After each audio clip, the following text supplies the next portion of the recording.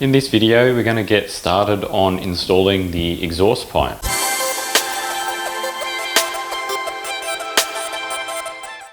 Alright, so this actual exhaust pipe kit is not actually for a Moke, it's actually for a Leyland Mini or a Morris Mini van. And the reason why I went for the van, it's all to do with the length of the Moke. It's a longer length than a mini sedan. So the exhaust kit for a van would be most suitable. All right, so let's have a look at the parts so far. So this, it's sold as a kit, and obviously it comes in sections, so you can put it together. I'm using the actual, one of the original manifolds, the cast iron manifold. So this pipe comes with that flange on there to connect to it. I've got another bracket that goes on there. And then downpipe comes down. Now the issue is, depending on what setup you've got, you might have issues with the gear selector. Now I initially thought I would, but it turns out that I don't. So what my original plan was to do, I purchased these separate, a couple of 45-degree angle to sort of go like maybe one there. They have to be cut shorter and then join in, and then the 90-degree bend at the top to get around the gear lever. So that was my plan initially, to get all that cut and then welded into this pipe to get it to fit. But it actually, there's just enough room for it to sit beside the gear selector and then easily get through. So there's no issue there at all.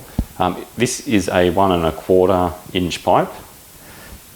If you're using a larger pipe, you probably would run into issues, and then you'd need to make the modification to it all.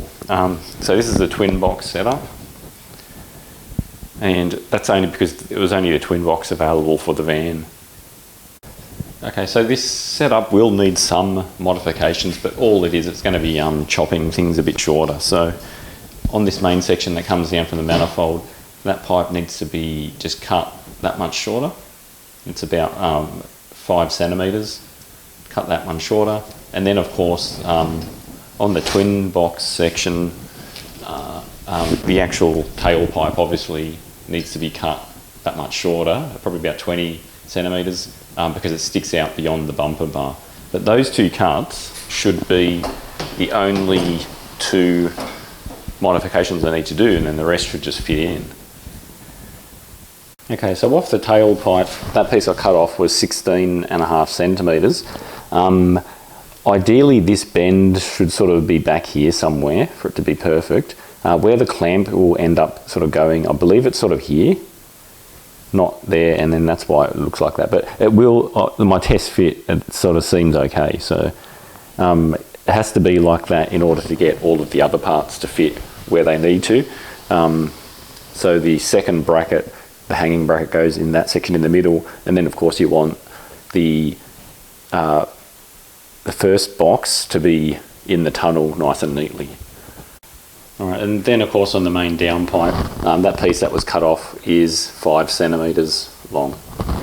But if you're doing this, your measurements might be slightly different. Alright, so what I need to do next is install the main downpipe, connect that up to where the manifold is. So this has a flange on there, and that'll fit into where the manifold goes, and then a clamp sort of presses it down to make sure it seals.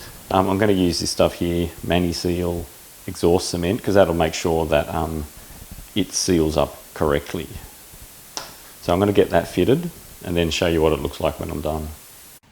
Okay, so on the manifold there, you can see I've got the clamp that's tightened down, but we can still give it a little bit more of a tighten up in a moment. I still need to just re-tighten everything. So let's have a look underneath how that looks.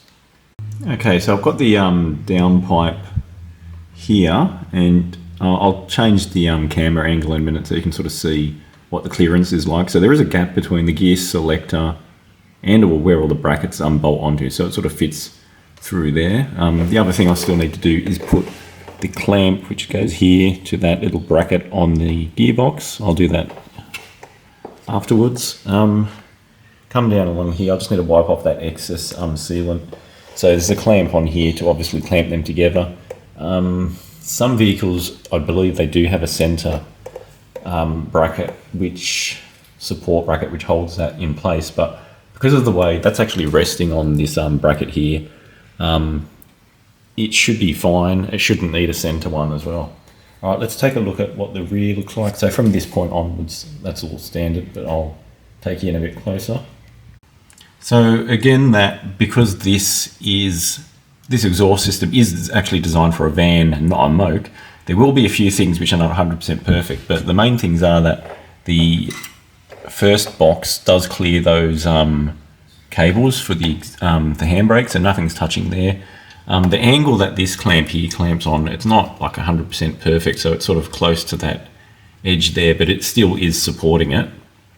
Because normally it would probably sort of clamp somewhere more towards the curve there. How the second box, sort of the position of that looks okay.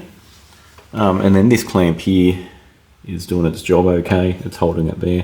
That needs to be tightened up. And then the tailpipe finishes here. I just need to clean up that the cut on there just to make it look a bit better. All right, let me just show you the top view. All right, so here's the view from the back. So you need to make sure the pipe sort of finishes before the actual bumper. So that's sort of how I've got it lined up there. So I think that is good enough and it will do the job. I just need to file that little bit of metal on there and just tighten up the clamps. Going to try and get you some angles of how things are actually sitting in there. The car's jacked up, but obviously I'm just going to have to try and do this the best I can. So there's the exhaust pipe travelling next to the gear selector. So with those extra pieces which come pre-bent, the ones which are 45-degree angle and the 90, to make the bend that would normally sort of start here, come through here, and then go here and then back around this actual bracket. What I'm probably going to do is actually make up that piece ready so it can just be cut and inserted, just in case there are any issues with this section here. It did need a little bit more clearance. There is a fat washer in between there. That's why that's not sitting completely flat. So it might run into problems later on. So I'll save those pieces and make that up at some point, but not for now. All right, so I'll just give you another look at how it's all sort of sitting in there. There's the first box, and then the second one is towards the back. Okay, so I think I'll finish it up here. I'll leave it here, and thanks for watching my videos.